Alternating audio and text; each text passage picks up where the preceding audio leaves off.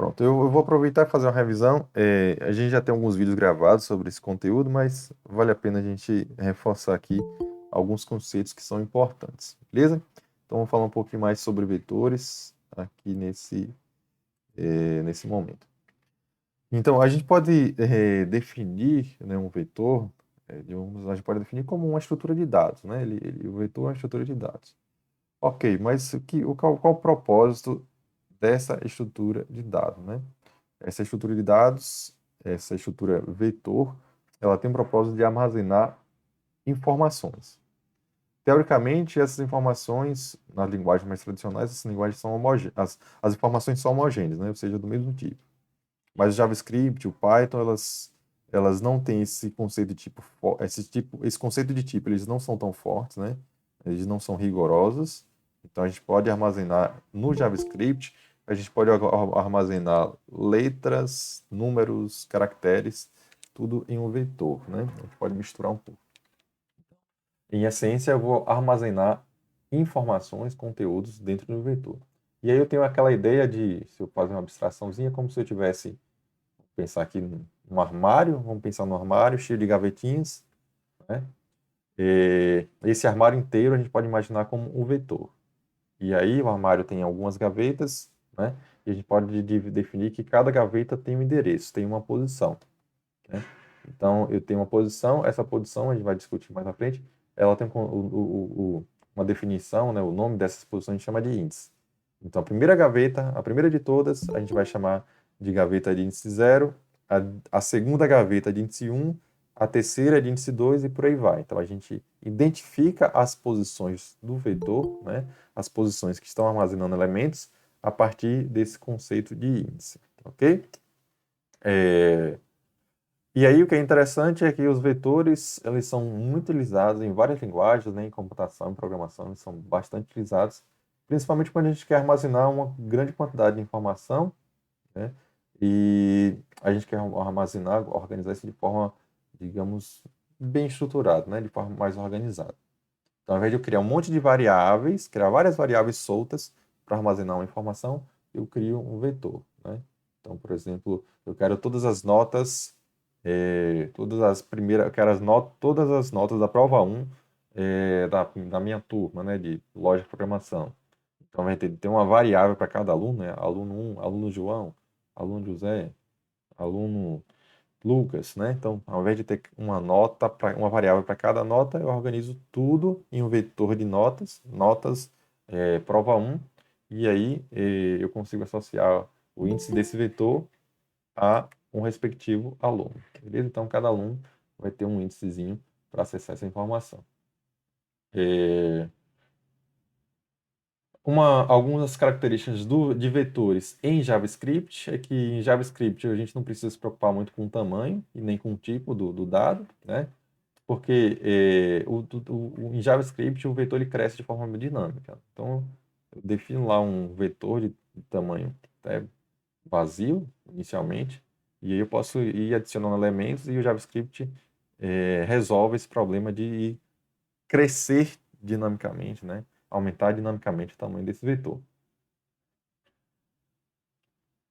E a gente pode pensar realmente, né, que cada elemento do vetor, né, identificado por um índice, é como se fosse uma variável. Então, uma outra forma de entender esse conceito, eu tenho uma variável, vetor, que é do tipo vetor, e dentro dessa variável é como se tivesse outras variáveis, né? Eu posso acessar cada uma dessas, vamos chamar de subvariáveis, através desse índice. Beleza? Dúvidas?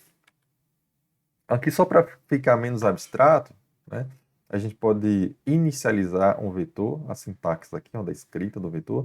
Eu posso inicializar o vetor, posso definir um conteúdo inicial para esse vetor, né? Aqui, ó, do mesmo jeito, ó, var e dados, do mesmo jeito que a gente declara outra variável. O que é que vai mudar? É que eu vou usar esse colchete aqui, ó.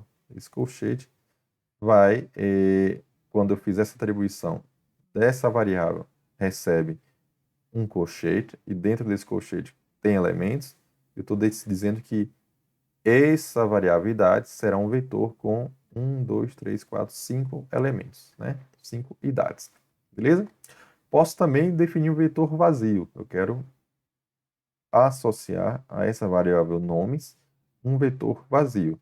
Então, posso colocar simplesmente colchetes. Beleza? Então, toda vez que eu quiser trabalhar com vetor, eu faço uma atribuição, né? E do lado direito dessa atribuição, eu coloco um colchete para sinalizar que essa variável ela será compreendida, né, a partir de agora, né, a partir desse momento da atribuição, como um vetor, ou vazio ou preenchido com alguma informação inicialmente. Ok, mas se eu quiser inserir elemento, eu quero inserir elemento numa posição específica desse vetor, né? Então a sintaxe é o nome da variável, colchetes, certo? E o índice onde eu vou colocar a informação, né? Esse índice 1 aqui, lembrando que esse índice 1 representa a posição 2, a segunda posição, porque em vetor, né, nesse conceito aqui de vetor, a primeira posição ela é representada pelo número 0, né? Começa com 0, né? A primeira posição é 0. E, teoricamente, né, o vetor ele ocupa um espaço contínuo na memória, né? Os elementos do vetor ficam um do lado do outro na memória, bem organizados um do lado do outro, né? Então, a posição 0, logo em seguida tem a posição 1.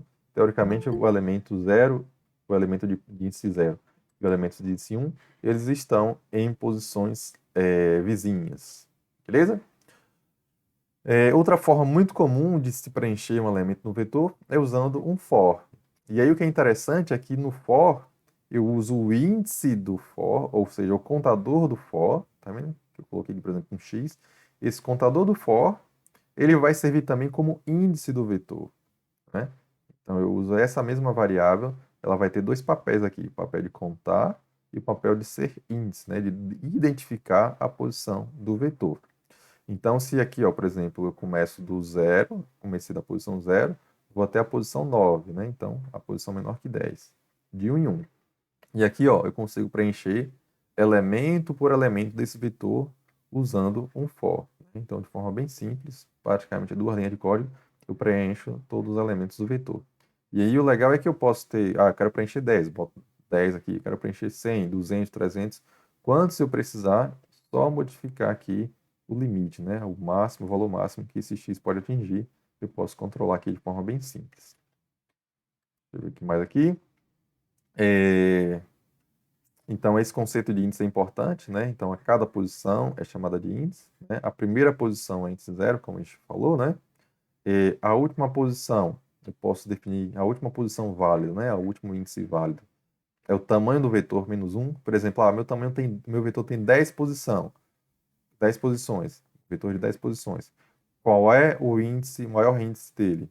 O maior índice é o 9, né? Que vai de 0 a 9, beleza? Deixa eu ver o que mais aqui.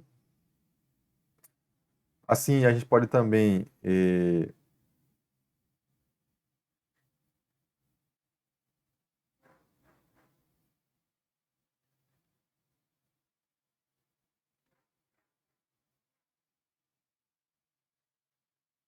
a gente tem aqui, ó, por exemplo, eu tenho como acessar as posições desse vetor, né? Nesse exemplo aqui, eu tenho a posição 5 e aqui, eu tenho um vetor de tamanho 5 e aqui, ó, eu posso acessar a última posição e a primeira posição. Quem é essa primeira posição? É a posição de índice 0, né? Quem é a última posição? Né? É a quantidade, que é 5 menos 1, então é 4, certo? Então, quando eu acesso esse idade 0 e faço uma atribuição, significa que eu estou observando, que eu estou pegando o valor que está nessa posição 0 e colocando aqui, ó, em x, tá? Então, eu posso acessar valores do mesmo jeito que eu preencho, tá vendo que eu insiro, eu também posso acessar. O que vai mudar é a posição, né? Quando eu coloco uma atribuição e o vetor, né, indexado aqui por um certo número está do lado esquerdo, estou fazendo uma atribuição, e quando está do lado direito, tá vendo? Do lado direito da atribuição, eu estou fazendo realmente estou capturando, estou pegando o valor, fazendo a leitura do valor do vetor e colocando aqui numa variável, né? Então, a primeira posição é o 0 e a última posição, desse caso aqui, o tamanho 5, é o 5 menos 1, que é o 4. Beleza?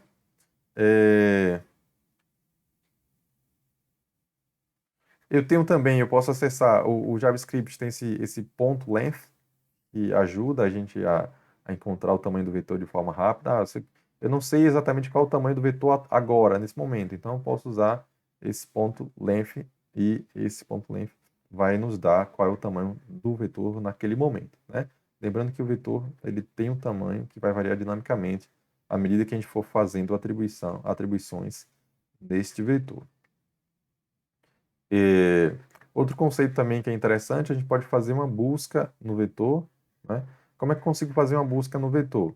Eu vou olhar cada elemento do vetor, tá vendo? Eu estou lendo cada elemento do vetor e estou comparando este elemento com um elemento dado na entrada. Eu dei um valor de entrada, certo? E aí eu saio comparando esse valor de entrada com cada elemento do vetor. Como assim cada elemento? Já que eu estou dentro de um for, e esse for está saindo de 0 até 10, né?